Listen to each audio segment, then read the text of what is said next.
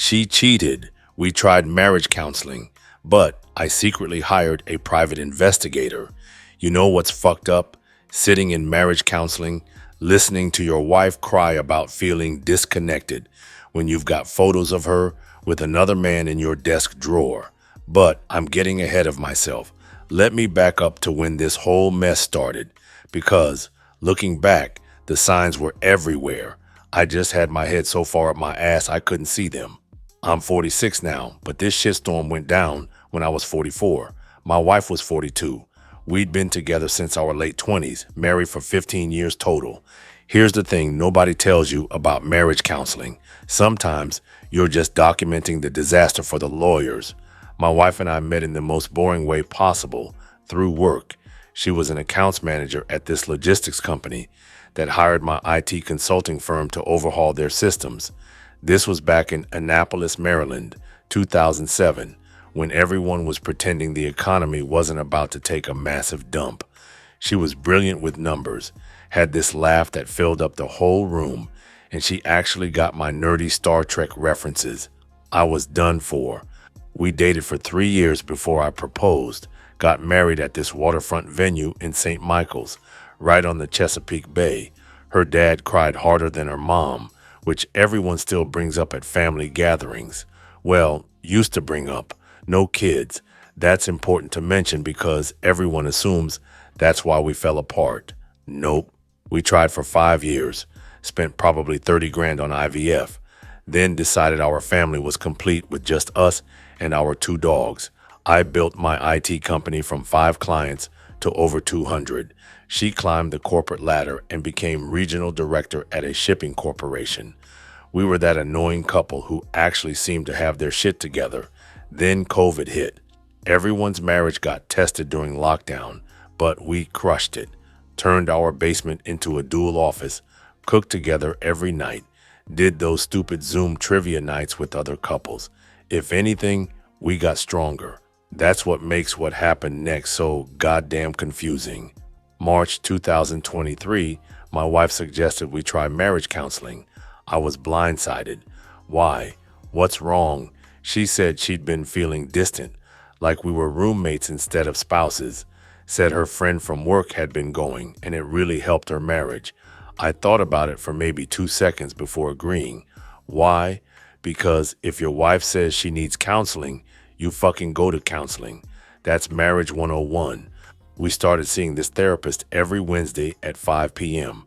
$60 copay to sit on a beige couch and talk about our feelings. First session, the counselor asked what brought us in. My wife launched into this whole speech about emotional distance, lack of spontaneity, and feeling like we were just going through the motions. I sat there thinking, when did this happen? We literally just went to Cabo last month, but I played along, said I was willing to work on whatever needed fixing. The counselor smiled and said that was a wonderful starting point. Here's where shit gets interesting. After our 3rd session, something felt wrong. Can't explain it. Just this nagging feeling in my gut. My wife was saying all the right things in therapy, but at home, she was different. Always on her phone, going to bed early. These new so-called work emergencies that caused her to leave the house that never existed before. So I did some digging and started looking at the phone bill. 300 texts to the same number over and over, all during work hours. I didn't confront her. Instead, I called my buddy who'd gone through a nasty divorce 2 years earlier. Hire a PI immediately. Don't think, don't wait, just do it. Best money I ever spent. But we're in counseling, I told him. He laughed. Actually laughed. Brother, my ex suggested counseling too. Turns out it was just to make herself feel less guilty while she figured out her exit strategy. I hired the PI the next day. Female investigator, ex-FBI, ran her own agency. Cost me 8 grand for a 2-week investigation. She looked like someone's grandmother, which she said was perfect for surveillance. People never suspect a gray-haired lady feeding birds in the park, she told me. While the PI was doing her thing, I had to continue going to counseling, as if everything was normal. In session 4, our therapist asked us to do an exercise where we shared our love languages. My wife said hers was quality time and physical touch. I almost choked on my water. She hadn't touched me in 2 months. Session 5, we did trust exercises. Had to fall backwards into each other's arms. My wife caught me every time, looked me right in the eyes, and said, "I've got you." Meanwhile, the PI was sending me updates. Day 3 of surveillance. My wife left work at lunch. Drove to the Westin in downtown Annapolis. Stayed for 2 hours. Day 5. Met a man at Starbucks. The investigator got photos. They held hands across the table. Day 7, the Westin again. This time, the PI got his license plate. The guy, her AP, was divorced, owned 3 luxury car dealerships, and lived in a fucking mansion. Everything I wasn't. Smooth talker, drove a different Porsche every week, and apparently had flexible afternoons to bang other men's wives. In session 6 of counseling, my wife broke down crying. She said she felt like I didn't see her anymore, that I was more focused on my company than on her. I held her while she sobbed, rubbed her back, and told her we'd work through this together, all while knowing she'd been at the Westin with her car salesman boyfriend 3 hours earlier. The marriage counselor praised us for our breakthrough. The PI's final report was thorough. 63 pages with photos, timestamps, and credit card records she'd somehow obtained. I don't know how she managed to do that. My wife had been seeing this guy for 4 months. They'd taken a weekend trip to the Greenbrier Resort in West Virginia that she told me was another so-called work conference. The kicker, she'd been paying for hotel rooms with our money. Session 7, I decided to test something. I've been thinking, maybe we should take a trip, reconnect. How about the Greenbrier? I heard it's beautiful this time of year. My wife went pale. Why there? You mentioned a coworker went recently, said it was amazing. She stuttered through an explanation about how it was too expensive, too far for just a weekend. The counselor thought my suggestion was wonderful. Planning something together could be very healing. My wife looked like she wanted to vomit. That night, she initiated sex for the first time in months. It was desperate, guilty sex, the kind where she was trying to prove something to herself more than connect with me. Session 8, I brought a manila folder with me. We were 20 minutes into discussing communication strategies when I opened it. Before we continue, I think we should address the elephant in the room. I pulled out the first photo, my wife and her AP at Starbucks. The room went silent. The counselor looked at the photo, then at my wife, then at me. "Oh my," was all she said. My wife didn't deny it, didn't cry, just stared at the photo like it might disappear if she looked hard enough. "How long have you known?" 5 weeks. "So all this time in counseling, I wanted to see if you'd come clean. Thought maybe you'd use this safe space to be honest." The therapist found her voice. "This is highly unusual." I pulled out more photos. The Westin, the Greenbrier trip, the AP's dealership, where my wife had apparently become a regular visitor, despite our having bought our cars from the same family mechanic for 15 years. "You want to know what's really fucked up?" I said to both of them. I would have forgiven a one-time mistake, a moment of weakness. But 4 months, weekend trips, that's not a mistake. That's a relationship. My wife finally started crying, but it wasn't sad crying. It was angry crying. "You hired someone to follow me? That's psychotic." "No," I said. "What's psychotic is suggesting marriage counseling to cover your affair, making me think I was the problem while you were screwing some sleazy car dealer." The counselor tried to regain control. "Let's all take a breath. We're done here," I said as I stood up. "You'll get the divorce papers in next week. Your boyfriend can help you pay for a lawyer." "Wait," my wife said. "Please, we can work through this. Isn't that what counseling is for?" "Counseling is for people who want to save their marriage. You just wanted to manage your guilt." I left them both sitting there and never went back. My wife moved out 2 days later, saying she was going to stay with her mom. The PI informed me she went straight to her AP's place. The divorce was surprisingly straightforward. Maryland's a no-fault state, 50-50 split. The house sold in 3 weeks. The market was insane, with all the DC money flowing into Annapolis.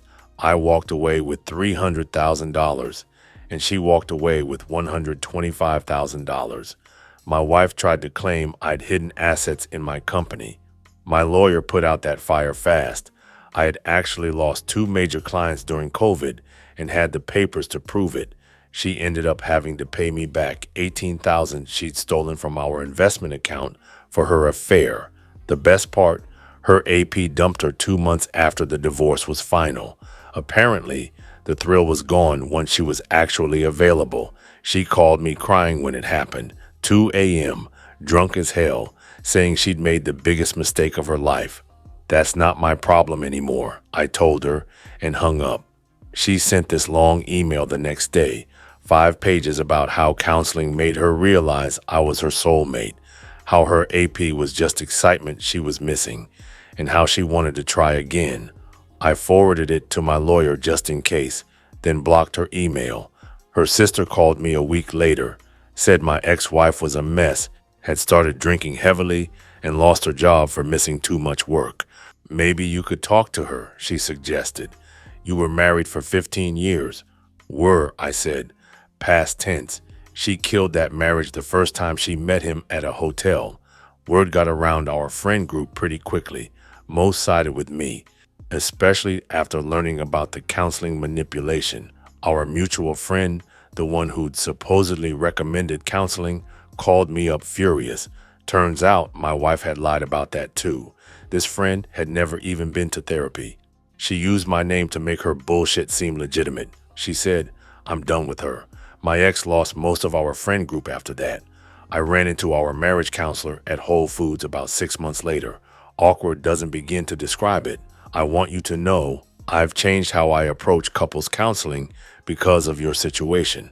How so? I now recommend individual sessions first before couples work. Sometimes people aren't coming to counseling for the reasons they claim. I thought to myself, no shit, lady. It's been a year and a half since the divorce. I'm doing better than I thought I would. Sold my company for a decent profit and moved to Austin for a fresh start. Got back into sailing, something my ex always said took too much time away from us. Dating's weird in your 40s, not gonna lie. But I met someone a few months ago. She's divorced with 2 teenagers. She's nothing like my ex-wife. Terrible with money. Can't sit still. Laughs at her own jokes before she finishes telling them. She's also completely transparent. Leaves her phone face up on the table. Introduced me to her ex-husband at her kid's soccer game and told me about her therapy sessions for anxiety. I don't do secrets, she told me. Been there, got the divorce papers. My ex-wife still tries to contact me occasionally. New numbers, social media accounts, and even a visit at my parents' house in Baltimore last Thanksgiving. My mom actually felt bad for her. She seems really remorseful. So do most criminals after they get caught, I told her. My dad got it though. Trust is like a mirror, he said. You can glue it back together, but you'll always see the cracks. The last time my ex contacted me was 2 months ago. A handwritten letter to my office. Said she was in therapy now. Real therapy, not couples counseling. Said she understood the pain she caused. She said she didn't expect forgiveness but wanted me to know she was sorry. I threw it away. Here's what pisses me off most. She could have just asked for a divorce. She said she wasn't happy and wanted out. It would have sucked, but I would have respected the honesty. Instead, she made me think I was failing as a husband while she was building a relationship with someone else. Made me sit through 8 sessions of counseling, spending money and time trying to fix something she'd already broken. That's the mindfuck of it all. I spent 2 months thinking I was the problem. The PI was worth every penny of that $8,000, not for the evidence, Marilyn's no fault anyway, but for my sanity, to prove I wasn't crazy when something felt off, for giving me the power to control when and how the truth came out. Some people say I should have confronted her immediately, but why? So she could lie more, gaslight me into thinking I was paranoid, delete evidence and hide assets? No. The counseling sessions after I knew were torture, but they were strategic torture.